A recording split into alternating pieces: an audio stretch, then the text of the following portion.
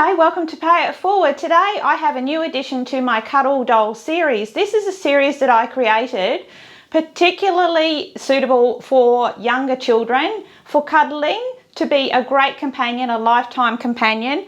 I've also been committed to making these up all completely in fabric. So what that means is you can dive into your stash. We've all got a great stash, I certainly do, and you don't need much fabric for these guys, but they do make up as a really beautiful medium-sized doll and very, very huggable. They've got very pleasing little floppy arms, one neck joint which works beautifully, and of course you can add little neck ruffles, you can embellish these, you can personalize them, and there's a few in the series. So I thought the little pig suited this body shape.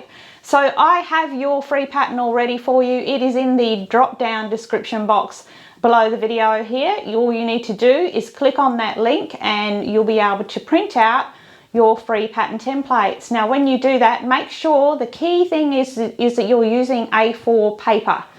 Also set your printer to be printing at actual size or perhaps letter. It depends on where you are in the world. If you have any printing issues, just chat to me or my husband Carl is always there to help out with any printing issues. Chat to us in the comments there.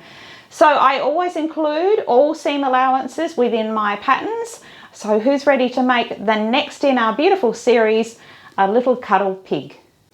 So let's begin with our little cuddle pig, and we are going to start with the body. Now we put this one together just the same as the rest in the series. So we started with the little cuddle elephant.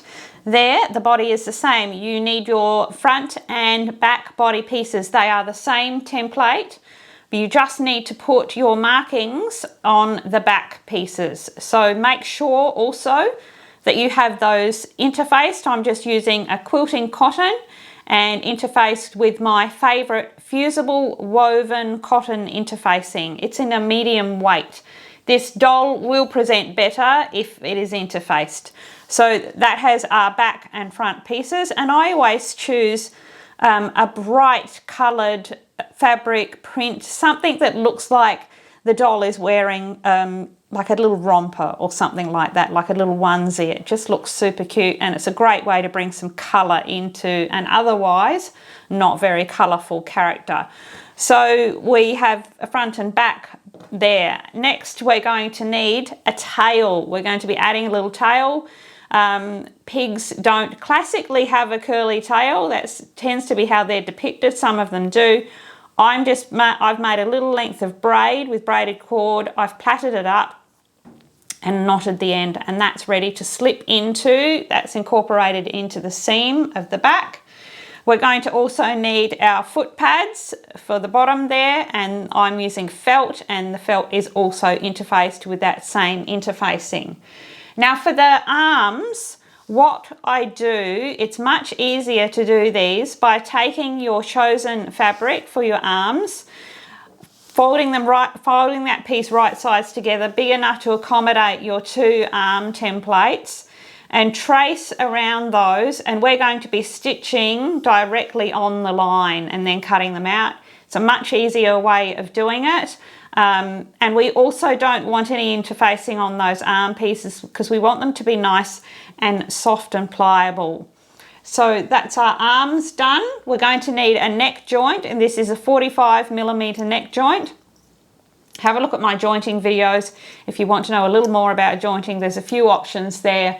I'll put the link at the top of the page there for you to have a look at. Next, we're going to look at what we need for the head pieces. So we're starting with our two side head pieces. Now you'll notice that I'm using a different fabric there. So I've got a pink fabric still interfaced with that same interfacing. It's just got a little bit more to it. It's a very subtle design, and it's a very fine design. Avoid using big prints or loud prints on faces because then you can't see the eye detailing and the mouth detailing. You're better off keeping those plain. And this is where I bring in that real sort of a look with the pink. So, and it is a very dirty, dusty pink. So those headpieces have a slit in the in the pattern there, and that's where the ears are going to be inserted. So no sewing ears on with this one. I thought I would make it that it's all incorporated just to keep these projects nice and quick. So got our two side headpieces, and then we have our center back gusset and our center front gusset that goes down to the nose, and that is pieced in the middle to give us a bit of height on top of that head. Again, those are interfaced. With the little nose section, the little snout, I've chosen this deeper fabric just to contrast it a little bit and really make that nose stand out. So you'll find that you've got marks on there. Make sure you put those in. There's also marks for where you're going to add your two little buttons, or perhaps if you don't want buttons, if you're making it for a very young child, you can do just a little bit of embroidery there for those little nostrils. I'm going to be using two very sweet little tiny buttons, the right tone, just a little bit deeper shade than the pink itself, so it'll all look quite natural. They'll be stitched into place. But what I'm going to do is add a little piece of fusible foam to the back of that piece before I sew it into place. My reason for doing that is we're then going to be able to sew those buttons on, and we're going to be able to sew them really tight, and so they'll have that little pull-in effect. It's the tiny things that make all the difference, and it also means that this snout section here really holds its shape really well, which is what we want to really keep those little pig features. So then we've got the ears, which are going to be incorporated into the seam of the head. We've got the inner ear, which I've cut from the deeper colour. You don't have to do that. You can keep it all the same colour if you like. And that is interfaced. And then the outer ear is the same fabric as the side head pieces, and that is cut with fusible webbing. So you need your two pairs there. For eyes, I am going for just an amber glass eye. Now I'm making this pattern up assuming that you're going to make it up with safety eyes. Mine's not being given to a child at all, so mine is kept as a sample, and I would much rather that it had glass eyes. So it's a 10mm, so just find your 10mm safety eyes, and you can pop those in instead. A little bit of pearl thread to stitch a mouth in if you like. Again, this is optional. It's a very simple little smile. You can forego it if you like. You'll need your extra strong thread, and we're going to be filling with polyester filling. I'm going to add a couple of buttoned fabric yo-yos on the front, and I will be adding a ruffle around the neck, just like our elephant at the end. But I'll be doing a couple of fabric yo-yos on the front as well. So now we're going to move on and get started on the body. Now the body part of the video you're going to see is me making up this little one. They're put together in exactly the same way. Make sure that you just add your tail that we've already got ready. Just pop it all together in the same manner as you'll see, and then I will come back with you when we're ready to start making this head.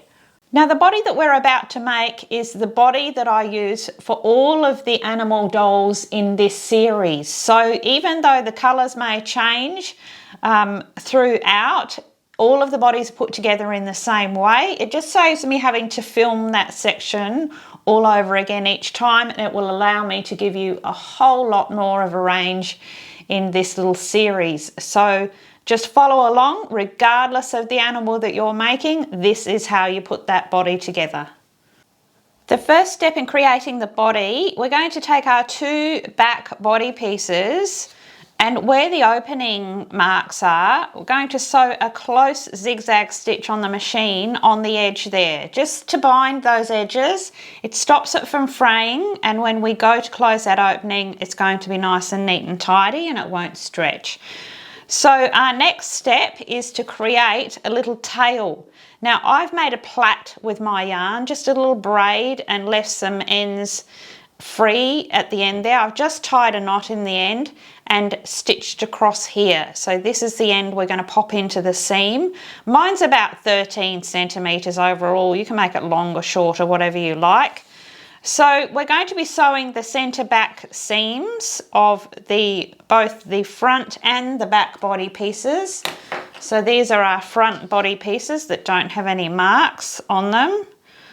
So the center front seam are these ones here. So where your mark is at the back, your opening, these are the center back and center front seams. So in the front pieces, we just put those right sides together, and we're just going to stitch with a 4mm seam allowance all the way down to the base there. And I do sew that 2 times because we're going to be adding stuffing. Do also make sure that the start and finish of all of your seams that you back and forth with a couple of stitches to secure it. So when we go to do our center back seam in exactly the same way, of course we're not going to sew that opening, we're just going to sew from the neck edge down and back and forth, and same here. But here is where our tail is going to go. So we're going to drop that in so that that's caught in between those layers in that seam as we go, and do make sure that you sew back and forth over that section so that it's held well, and make sure that it is all still lined up as you do that. So 4mm seam allowance. I have my jeans needle in my machine, and I do have my machine stitch length set to a number 2, so it's nice and small. You can now go ahead, once you've sewn both those seams, and press them open and flat. It gives you a much better finish in the end. So this is our front and our back. So at this stage, you can go ahead and put those right sides together again. And the seam we're going to sew next is that inner leg seam. It's just a very small little seam, and you want to make sure that you've lined up that center point. So perhaps pop a clip in there or a pin, and we're just going to stitch with that same 4mm seam allowance from the base around. Make sure that you really make sure that that's really nice and secure. So that 2 times that same 4mm seam allowance. There you can see that center inside leg seam stitched, and I've sewn it 2 times. It's nice and strong. And we don't clip that seam. In dressmaking, you would probably clip that seam, but because in soft sculpture, we keep our seams very, very small, and so that we don't have to clip them, because it would definitely compromise that seam. Once we add stuffing, we need it to stay together. So the next thing I've done before we put this one completely together, I've added my buttons for the front. I've popped my first one about 5 to 6 centimeters from that top neck edge, because remember we've got pull in around that joint, and you want to leave a little bit of room for a neck ruffle or perhaps a little scarf. So I've got those 2 there. So now we're going to put right sides together, and we're going to sew up those side seams, which of course they will match beautifully.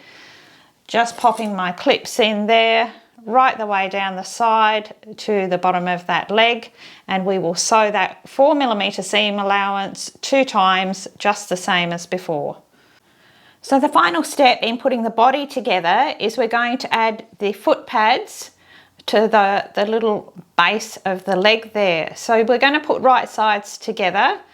It's just like pinning in just a teddy bear foot pad. You can start anywhere because it's a circle. So we're just going to take our pin, and we're going to go through all of those layers, flip it over and catch a little bit on the other side. Push that pin head all the way down. This is the easiest way to pin in a foot pad. Start to follow that curve.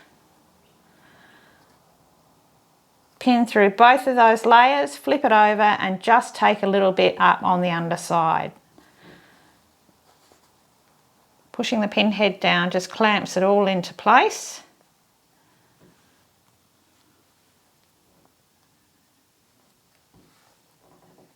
Just going to make my way all the way around. It'll fit in beautifully if you've kept to your 4mm seam allowances.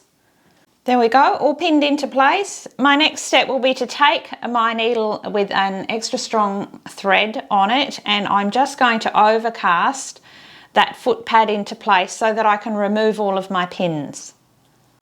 So I've now removed all of those pins, and you see that little foot pad is tacked into place. I now take some extra strong thread, a single strand with a knot in the end, and we're going to sew that foot pad into place using a stab back stitch. I'm going to put the link at the top of the screen there for you to my video that shows you how to sew this stitch, but I will show you a couple of stitches here. So I'm coming in from the underneath with my needle, and the first thing I'm going to do is just make 2 stitches, one right on top of the other, just so my start point is nice and secure, and nice small stitches. And so now you see how I'm holding that out flat. I'm coming up from behind and just traveling along the length of 1 stitch and going back into my last exit hole. So again, I'm going to come up from the underneath, traveling along a little way and back into the exit hole. Because it's extra strong thread, we're sewing it back and front. It's the strongest stitch of all for hand sewing in soft sculpture. So each time you just have to make sure you go back into that exit hole so that the stitch is fully linked. And you should be able to create a line that's just as accurate as you would on the machine. So you can see I'm just going to make my way right the way around that foot pad, and then I will just repeat with the other side. You can go ahead and turn that one through once you've sewn those foot pads in, and do take your time to roll out all of those seams, particularly around those feet, so we've got a lovely rounded finish. And that's our body. That's the way we put the body together on all of the animals in this series. Regardless of the tail that you pop in there, they're all put together in the same way. So now we're going to move ahead and make the arms. So the arms in this case, that's one that I've already made, and I'm making it in the colour that I'm using for the head. So we've looked like we've got a nice naked little arm, and this is the romper. So very simple to do, just pop that one aside and bring this one in. So I've got my piece of fabric folded right sides together. I've pressed it nice and flat, and I've traced around my template, arm template, and I'm going to stitch exactly on that line all the way around, and I do reinforce the lower edge by sewing that section again. Leave that top edge open, make sure you're back and forth on your start and finish, and then we'll come back to cut that one out. So now that is all stitched, I just need to cut that one out, so straight across the top there, and then I'm going to cut approximately just a 4mm seam allowance, right the way around the edge. And again, we don't notch or trim this seam. We don't clip the curves because we're giving it a very small seam. We're going to be stuffing this, and we don't want to pop that seam open.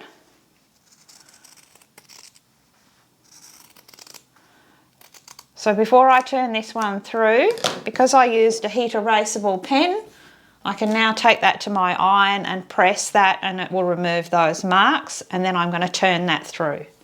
I've gone ahead and turned that arm through, and now we're going to add our filling. Now, just like I have with this one, we pack the end of the arm really firm up to about the wrist, and then soften off. You can see not much there, and then nothing for about the top 1.5 inches, because when we add it, we want the arm to sit nice and soft at the sides. If we fill it right up to the end, it'll stick out.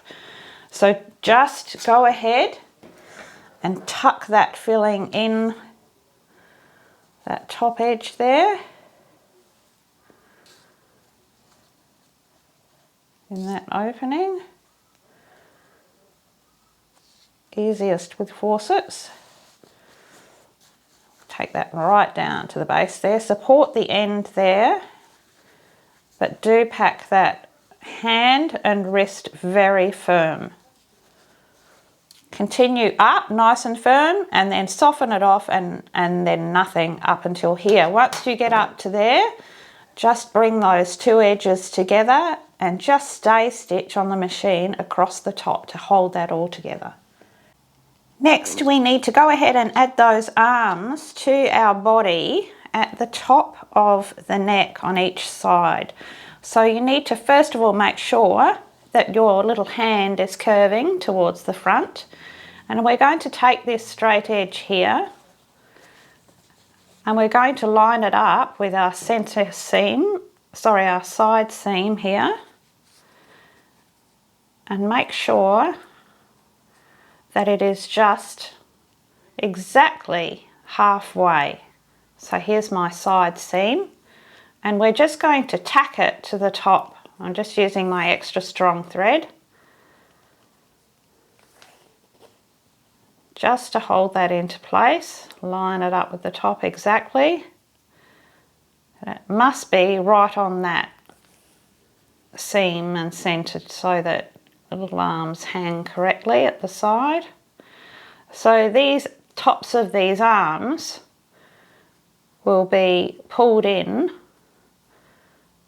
when we put the neck bolt, when we put the head on, and the arms will come out from that neck shoulder section. So it's a great way to add these simple little arms.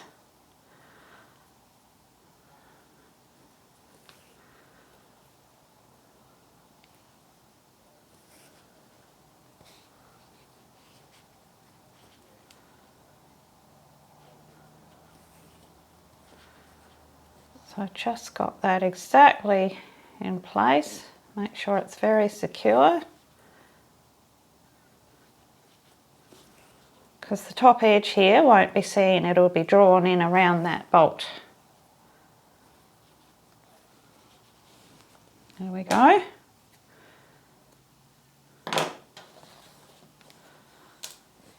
So as we pull that in around the bolt, that little arm will be caught up in that neck section. So I'm going to do the same. Make sure you line it up on the other side seam exactly in half and stitch the other one into place. My next step is that we sew a doubled strand of extra strong thread, a running stitch just 4 millimeters in from the edge, starting at the back. Leave your tail ends hanging and sew right around that top neck edge, including those arms. So now I've tied my first knot and I'm just going to pull on those thread ends and pull that in. So we want to leave just enough room for that bolt to pass through. So just a small opening there. Our disc is 45 millimeters, so it's going to cover all of that, and then knot that off at least 4 times. The first step in making our little Cuddle Pig's head is making the ears. Now I've got one already made there, and I'm going to show you how I do that. So remember that we've got one earpiece that is interfaced and the other earpiece has that fusible webbing applied to it. The reason why I do that is it allows me to sew it up, turn it through, and then fuse those earpieces together. You get a much more stable ear, and also you get that nice little ridge around the outside. And it will last longer, it goes into the head better, and it also will hold itself out. So if we just use fabric without any stabilizers, we'll just get this floppy ear that's not quite so pleasing. So now I'm going to put right sides together those ear pieces, and I'm going to just, first of all, I will overcast all the way around because it's a very defined shape and I want to get that stitching absolutely spot on. So I'm going to leave this section open and I'm going to overcast that in place. Then I'm going to sew that one just once on the machine. I'm using a jeans needle. I have my stitch length set to number 2. And as I said, I'm only going to sew that seam once, and that seam allowance on the ear, try and keep it to about 3 millimeters, so really quite small. Once you've done that, turn it through, push out all those seams. I like to use just an old knitting needle to push out all of those corners. Then you take it to the ironing board and you press those two together, and that fusible webbing will fuse them together, and you'll have two little ears just like that. So next we're going to add those two completed ears to the side head pieces, and they're going to go in that little opening there. So we're going to put right sides together. Now the ear has this little curved top going upwards, so to the top of the head, that deep curve at the base. And remember too that I've got mine in two different colours. So this is the back of the ear, so that's going on the back of the head. I'm going to take that other front, fold that over, and we should be able to really slot that in right down, and you should have just a little bit of room at the top left. I hope you can see that. That leaves enough for a seam allowance when we're sewing the head gusset in. So you want to settle it straight in like that. Make sure you're capturing all of that ear. It's okay if that's extending a little bit. And we're going to sew with a 4mm seam allowance from the top. Really make sure you go back and forth on your start and finish. We're going to sew that down and then just ease off the edge just as you would if you were sewing a dart. I'm going to get them stitched into place and I'll show you how that looks. And I do sew that seam 2 times and then I just repeat with the other side. There we go. So that has my 2 little pig ears in place and checked, and make sure that they are beautifully incorporated. You can see how that looks, and that's just running off the edge in both of those. So now we're going to put those head pieces right sides together. We're going to line up the lower chin seam. Make sure everything's meeting beautifully. I'm going to overcast. We're leaving this section open. Going to overcast just this lower edge down to the neck edge, and then I'm going to sew that seam with a 4mm seam allowance 2 times. Take the time to turn that through the right way and roll that seam out beautifully between your thumb and fingers so that we've got the perfect little chin curve at the bottom there. So now we need to get our head gusset ready to be able to pop into the head. So we've got our front head gusset and our back head gusset. We're going to put those two together. You can see that they are lining up perfectly, and there is a center mark for you that will help you with that. And we want to stitch. I will overcast first. I always take the time to overcast all of my seams by hand with my extra strong thread first. It just gives you a way better finish. It makes all the difference. And I'm going to sew that seam, 4mm seam allowance, 2 times. And again, we're going to turn that seam through and go ahead and make sure you roll that out. So we've got a beautiful curve. That's the top curve at the top of the head. So now we're going to add this gusset to the side head pieces. So we're going to pop that one back inside out. We're working on the center gusset. This is the front of the nose and this is the front of the nose here. We're going to be sewing in our little eclipse circle piece there for the nose. But what we want to do here is we want to line up those 2 edges there. I'm going to pop a pin in, pin through both the layers, flip it over, take up a little bit of fabric on the other side. It's just a great way to pin that one in place. And then we're going to line up those 2 edges and we're going to make them meet and create that curve. Push those pin heads all the way down. It's going to hold your fabrics together. And you can see that curve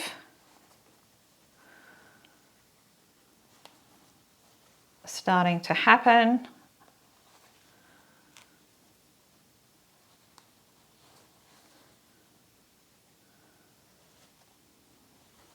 And you continue going.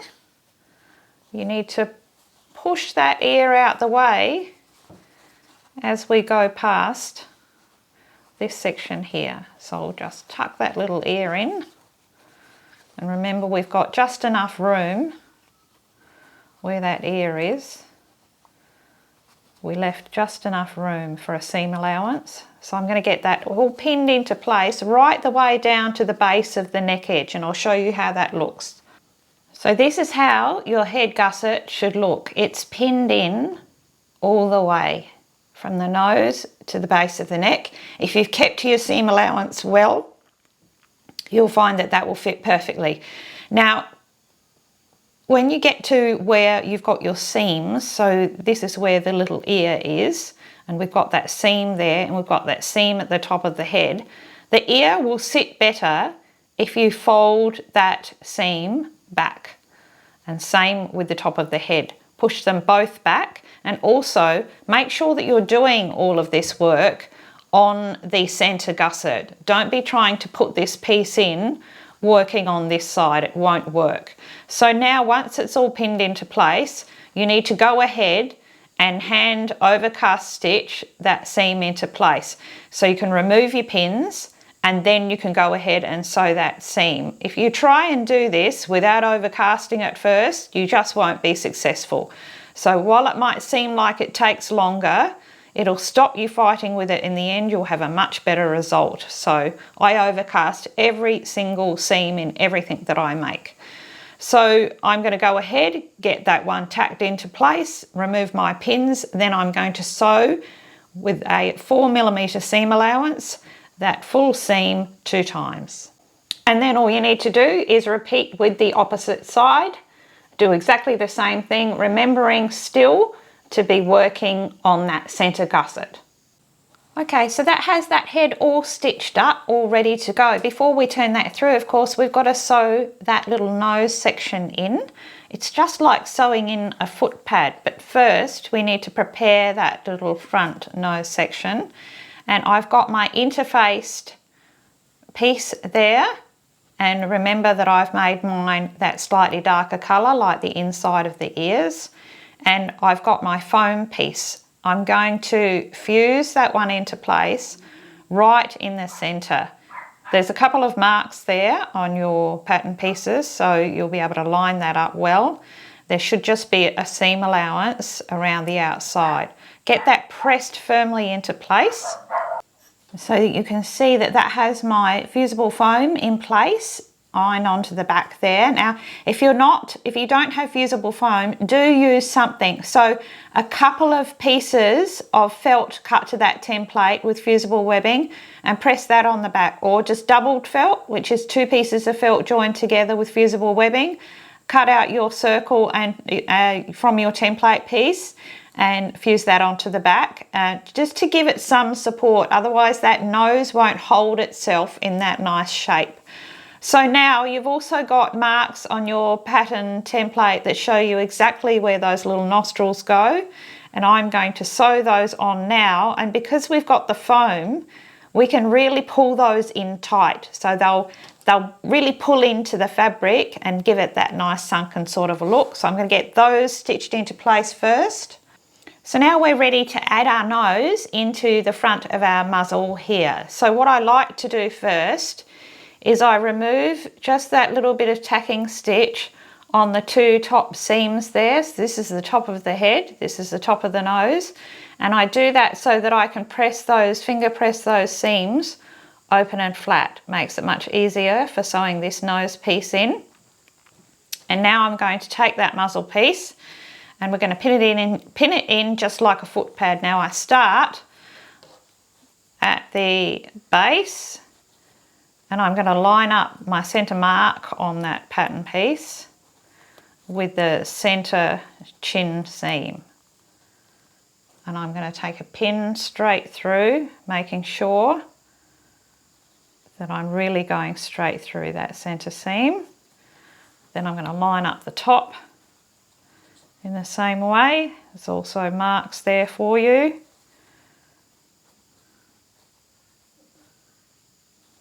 Make sure they're beautifully lined up, because remember you've already got those nostrils in place, so you need it to be right.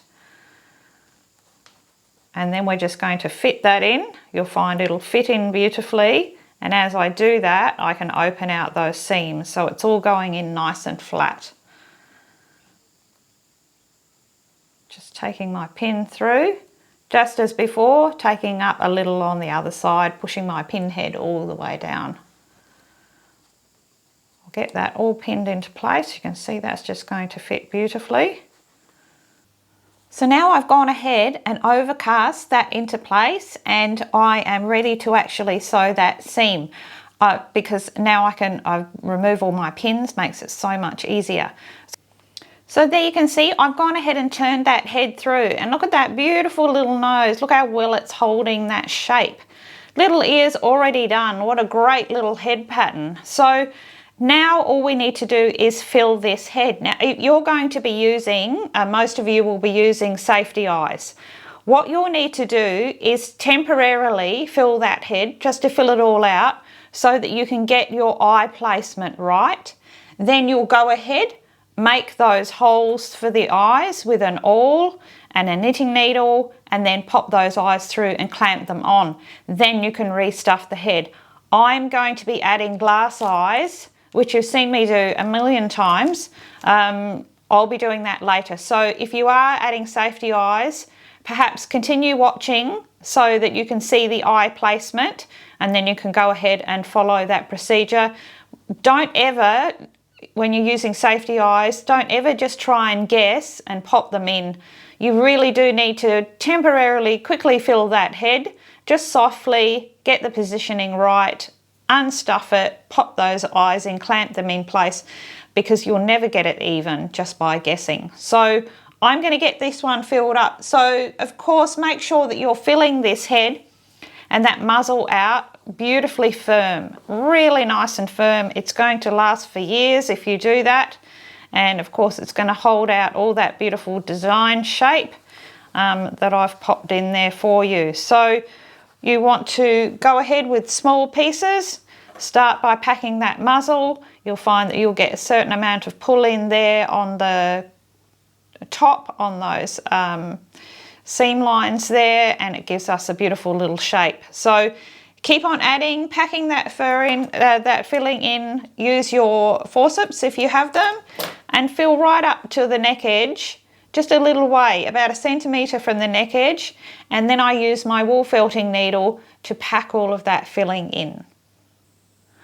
So there you can see I've got that one all filled out, and we've got top of the head, that lovely dome at the top of the head, across the forehead here, and all nice firm muzzle there. So what I've done next is I've gone ahead with a doubled strand of extra strong thread, and I've sewn all the way around that lower neck edge, just about 5 millimeters in from the edge. I've left my tail ends hanging there and sewn a running stitch so that we can pull all of that in around our neck bolt, which I'm going to add now. I've also been sure to take my felting needle and pack all of that filling in. You can also get right down there in the muzzle so that muzzle stays nice and firm. So now we're just going to slip that disc in place, and all we need to do is draw in those thread ends nice and tight around that neck bolt. You want to put a fair bit of force there, and perhaps use somebody's finger to hold that, and you'll knot that off at least 4 times. I've left my needle on because I like to go around again and tie it off again so it's really, really secure. So there we go, that has that neck tied off, and I've got my eyes put in place now. If you want to see how I add my glass eyes, have a look in this same series, my Cuddle Pup. I show you how to put those in. I'm pretty sure most of you have seen me put eyes in before so many times, but you can check out that Cuddle Pup video if you want to see the whole process.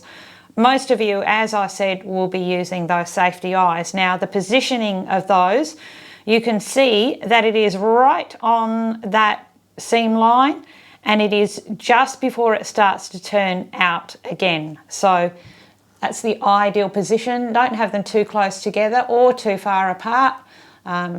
Pig's eyes are set quite wide apart, so we want to keep that overall general look. Now you can add a mouth. I was going to add a mouth, I've changed my mind.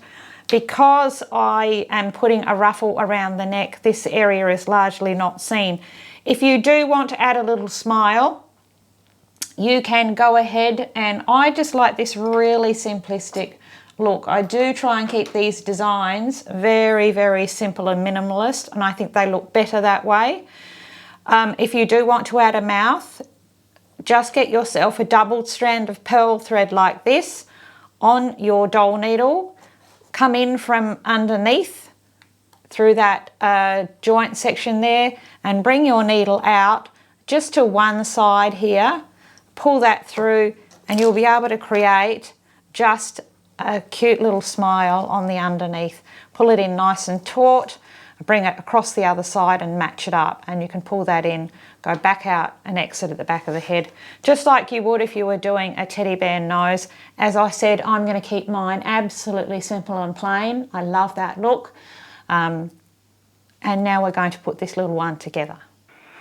Okay, so here I am back, and I've got my little pig body made up in exactly the same way that you've just seen the other one being made up. I've actually put a couple of fabric yo-yos on this one just for something different. I'm going to be adding a neck ruffle.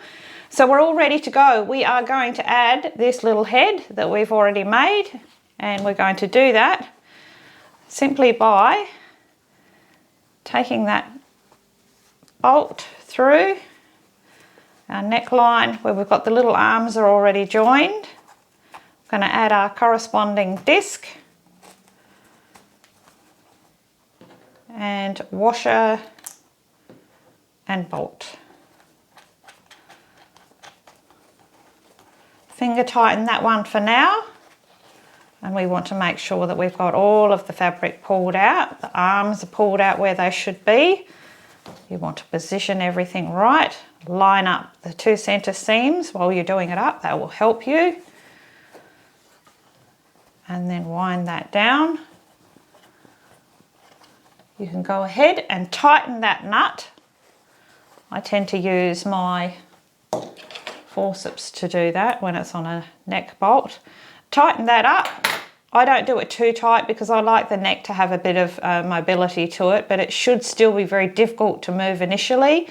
Over time, those layers compress together and your joints will become more loose. So always do them up a little tighter than you want them. Once that's done, we're going to add 1 drop of super glue just into the threads here right on that nut, so that nut's never going to come adrift.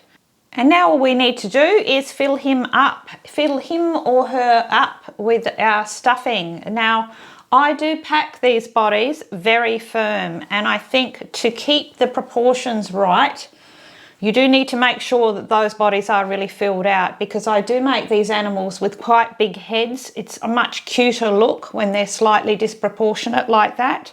So you do want to make sure that body is all filled out so that those proportions are right. As you can see with my little elephant, there's really not a lot of give in that body at all. You also will find that through the leg section here, you'll never really get it super without any puckering here. It's just the way that the body is coming into that little leg. Just get it filled out as well as you can. Make sure those foot pads are filled out, and then use your wool felting needle as you get right up to the top and to tuck all of that in. Then we're going to come back and we'll close that opening. So there we go, little pig all filled out, really nice and firm there. And we're going to turn her over, and you can see that I've got all of that filling tucked in nicely using my felting needle. And now we're going to close this opening. Now I do have a video that shows you how to do a ladder stitch, which is what we use for closing openings. I'll put that link at the top of your screen there where you can have a really good look at it, but we're going to run through it here. So I've got a single strand of extra strong thread. Always use extra strong thread for your closings. And I've got a big old pile of knots on the end. You can see there, lots and lots of knots on top of each other. And we're going to start, I've just got my normal hand sewing needle, and we're just going to come in on the underneath, right where that seam starts to open, and pull that needle through. And I'm coming out at my seam allowance of 4 millimeters. I'm going to spin her around. We're going to cross over to the other side, and we're going to go in directly opposite. And this time we're going to travel down just the length of 1 stitch. You want to keep your stitches quite small. It'll knit together better that way. and now we've got one stitch going across. If I pull on that, you can see that's going to pull those edges in together. Now we're going to go back across to the other side where we started, and we're actually going into that first hole where that knot is underneath. We're going to do the same as we did on the opposite side and keep the stitches the same length. So we've travelled down just a little, give it a squeeze, and you can see that will pull in. Travel back across, and each time we're going into the last exit hole. Travel down again, give that a squeeze, and I give it a squeeze and a pull in every time. When you let go, it'll relax off a little, but that's fine. It has memory, and you'll find it'll all pull together well in the end. What you definitely don't want to do is to do your stitching and get halfway down before you give that a squeeze and a pull in. You'll find that those stitches won't knit together well. So you can see I'm just going back and forth, keeping my stitches even. If you don't keep your stitches even each side, you'll find you'll be travelling down one side quicker or slower than the other, and then they won't match up at the end and you'll have some puckering on one side. Definitely don't want that. So you can see that's knitting in together really well. Also, another tip when you're closing and opening, if you don't have the exact thread colour match, always go for a darker shade. Your ladder closing stitch is always going to be less visible if you're using a darker colour. A lighter colour will show up. So you can see, just travel down. If you find it easier, you can always rethread your needle onto a curved needle. Sometimes people find that easier to go in and straight up out again. They take a bit of practice, curved needles, but on my more advanced soft sculpture I use them a lot. This one I find it's quite accessible and not a problem. So I'm just going to continue down until that opening is closed. Okay, so I have the whole crew here. It's quite a handful. Now imagine when we add more, I won't be able to hold them anymore for sure. Everybody's vying for frontline position here. I think Little Pig is the standout today. How many of you have made all of them? If you haven't, if you've made the other three, you've got to make Little Pig. And tell me in the comments who has made all three so far. It seems to be a very popular series. It is with me too. I've got coming up in this series, I have a donkey, which I think will be so cute, and also a little koala. So stay tuned for those. Everybody, if you haven't joined our Facebook page, come along and join it. I'll put the link down below. I would show you, but my hands are full. And you can join our Facebook page there. You can see what everybody else is doing with my patterns. And everybody's mixing it up and playing with them and having fun. You can post any creation you make there that you've made using my patterns, whether it be right here in Pay It Forward or Masterclass.